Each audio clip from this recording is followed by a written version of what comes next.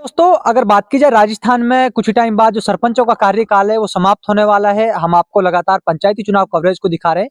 तो आज हमारे साथ मुंडाना ग्राम पंचायत के जो सरपंच हैं दीपक, वो हमारे साथ हैं। आज उनके जो कार्यकाल है वो कुछ ही टाइम बाद समाप्त होगा। तो उनका जो 5 साल का कार्यकाल था किस तरह का रहा, तो उनके जो विकास कार्य है वो हम आपके सामने रखना चाहेंगे। तो दीपक भाई ने जैसे कि जो विकास किया उन्हीं पर हम बात करेंगे। दीपक भाई देखिए, जो आपका कार्यकाल है कुछ ही टाइम बाद समाप्त होने वाला है, क्या कहना चाहेंगे अपने कार्यकाल को लेकर? मैं तो कहता हूँ कार्यकाल बहुत अच्छा बीता हमारा। कोविड की जो हालातें रही उनको भी देखते हुए, लेकिन सरकार ने, जो गहलोत सरकार ने काफी अच्छा बजट दिया। जो पहले 1.25 करोड़ एमएलए को मिलता था, उस बाद सभी विकास को देखते हुए 2 साल कोरोना को देखते हुए 5 करोड़ रुपए किया। बहुत अच्छा काम किया गहलोत जी ने, मैं उनके लिए बहुत बहुत धन्यवाद करता हूँ। और जो बीजेपी सरकार वो भी अच्छा करेगी और आने वाले समय में जो चीज होगी अच्छी होगी।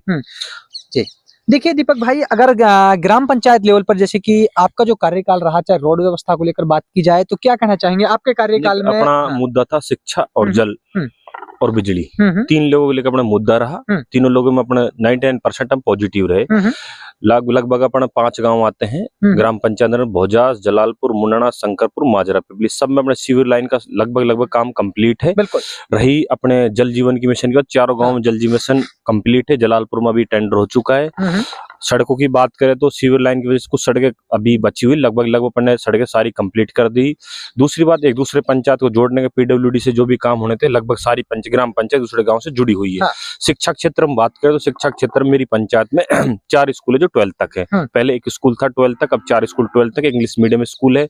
और अपन चिकित्सा के लिए बात करें तो 2 पीएचसी हो गई। उप स्वास्थ्य के अंदर कर्मोन्नति भी हो, अपन ने कराया भी, उसको कर्मोन्नति भी कराया। और पीएचसी जलालपुर के अंदर स्थापित है, उसको अपने सुचारू रूप से चालू कराया है।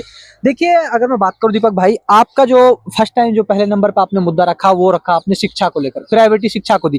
अगर मैं बात की जाऊं आपकी ग्राम पंचायत, जैसे 5 ग्राम पंचायत, चाहे अपने माजरा को लेकर बात कर ले या फिर बात कर ले अपने शंकरपुर या फिर मुंडाना या फिर आपके गाँव, किस तरह आपने शिक्षा पर, जब आप सरपंच नहीं थे और सरपंच थे, तो उस टाइम क्या हालत थी ग्राम पंचायत? ग्राम पंचायत में जलालपुर में 12th स्कूल, जो गांव के वासी और सरपंच ने जो सहयोग किया उसमें 12th तक स्कूल रहा। फिर उसमें एक टर्म कंडीशन रही भाई यहाँ पे सेंटर के लिए जो नापदंड थे 4 दीवारी ऊपर करे, जो हमने 4 दीवारी ऊपर करा दी। और स्कूल में जो शिक्षा, बाकी 4 गाँव में कोई स्कूल 12th तक नहीं था, 10th तक था। माजरा हमने 12th कराया, मुंडाना हेडक्वार्टर है वहाँ 10th तक तो वो 12 कराया। उसके बाद इंग्लिश मीडियम स्कूल भोजास ने कराया।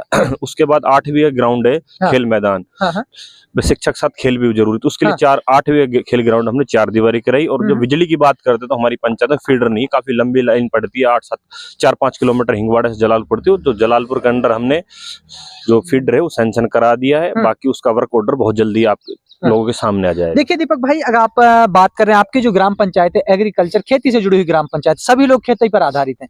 अगर बात की जाए बिजली व्यवस्था को लेकर, तो लोग बागों से जब बात करते हैं तो रात के टाइम पे बिजली मिलना, ये आप क्या कहना चाहेंगे? ये एक बहुत बड़ा मुद्दा है किसानों की तरफ से मुद्दा है कि लाइट तो पूरे प्रदेश में ही नहीं है, उसका तो मुद्दा तो सरकार देखेगी, लेकिन आमजन को बहुत नुकसान हो रहा है। बाकी जहां जहां फीडर है उनको पूरा लाभ मिल रहा है। उस लेवल को हमें देखते हुए कि हमारे क्षेत्र, हमारी ग्राम पंचायत में फीडर, तो हमारी जो ग्राम पंचायत के लोग, उनको आम जनता को राहत पहुंचे, किसान समय पे अपने फसल को पानी दे पाए। उस मुद्दे को लेकर हमने काफी एमएलए साहब से, पूर्व एमएलए संदीप यादव जी, हम गहलोत से भी मिले थे इस मामले में, और जयपुर भी मैं पहुंचा था। और माननीय एमएलए साहब महंत बालकनाथ जी को मैंने उनको डिजायर लिख के उन्होंने काफी जल्द सैंक्शन उन्होंने करा दिया। उसके बाद डीपीआर बनना, एस्टीमेट बनता है, उसके लिए पैमाइश भी हो चुकी है, बहुत जल्द उसकी स्वीकृत किया जाए।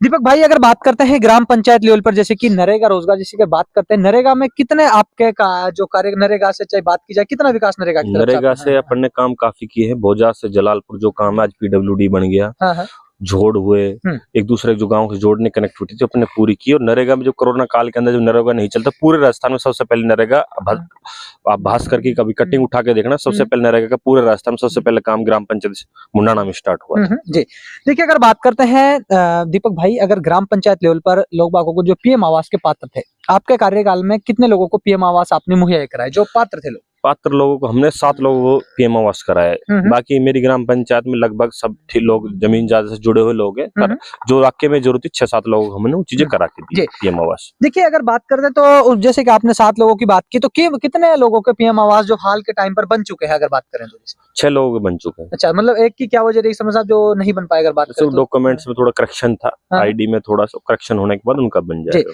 देखिए अगर बात करते हैं ग्राम पंचायत लेवल पर, जैसे कि आपने बात की जो सेंट्रल गवर्नमेंट की तरफ से जेजेएम का काम था। कितने गाँव में आपके, जैसे 5 गाँव से जुड़ी ग्राम पंचायत है? चार गाँवों में कंप्लीट हो चुका है। हाँ। बाकी जलालपुर है, उसका भी टेंडर हो चुका है, बोर हो चुका है, लेकिन अभी पाइपलाइन बिछना बाकी है। अच्छा सरपंच साहब, देखिए ग्राम पंचायत के लोगों को अगर बात करते हैं, जैसे कि हमने पहले नंबर पर जैसे लोग बात, तो स्वास्थ्य केंद्र को लेकर किस तरह की आपकी सोच रही थी जब आप सरपंच बने थे? स्वास्थ्य के बारे में बात की स्वास्थ्य के बारे में सरपंच बना था तो मेरी मुनाना पंचायत में उप स्वास्थ्य केंद्र एक मुनाना था। बाकी एक जलालपुर पीएचसी बन चुकी थी, लेकिन सुचारू रूप से चालू नहीं थी वो। तो हमने सबसे पहले सुचारू रूप से चालू करा, उद्घाटन करा, उसमें ब्लड जांच वगैरह डॉक्टर मेंटेन की। उसके बाद अपन ने भोजास में उप स्वास्थ्य केंद्र स्वीकृत कराया। उसके बाद इसमें शंकरपुर में कराया। शंकरपुर बिल्डिंग बन के तैयार है आज की तारीख में।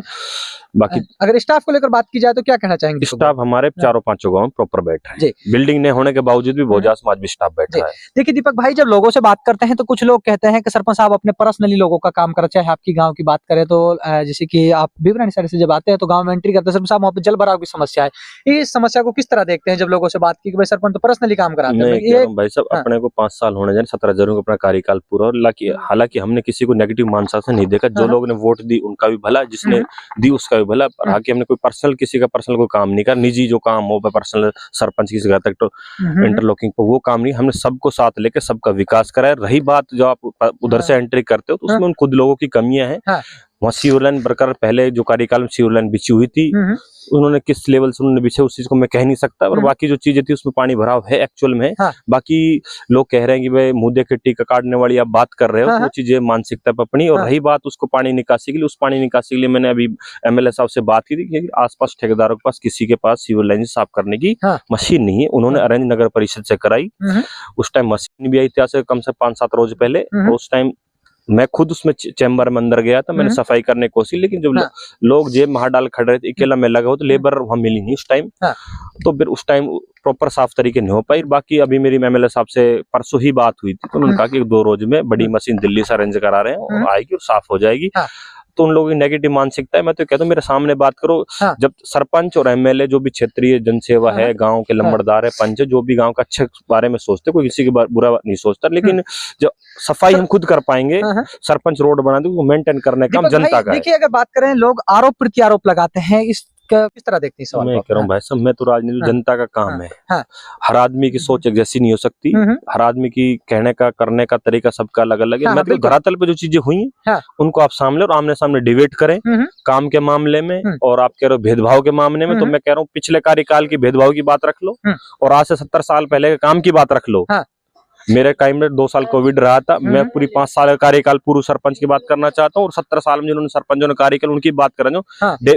डिबेट करें, कागज के आधार से डिबेट कर ले, मैं करने के लिए तैयार हूँ। दीपक भाई देखिए, लोग बाग यह भी कहते हैं कि जब सरपंच बनता है तो 5 साल कमाने के लिए सरपंच बनता है, 5 साल अपना रोजगार ढूंढता है। सरपंच साहब, ये जनता का सवाल, क्या कहेंगे इस मुद्दे को? क्या आपने भी ऐसा, देखो मैं जानना, जैसे आपने भी ऐसा सोचा कि भाई 5 साल सरपंच बन गया, आप तो सिर्फ 5 साल रोजगार, ये क्या कहना चाहेंगे? भाई साहब, मैं 5 साल पहले तो बहुत कुछ था, लेकिन आज मैं 5 साल, अगर आप पैसों की बात करते हो तो आप मेरे घर जाके देखिए, टीनों में गुजारा करता हूँ।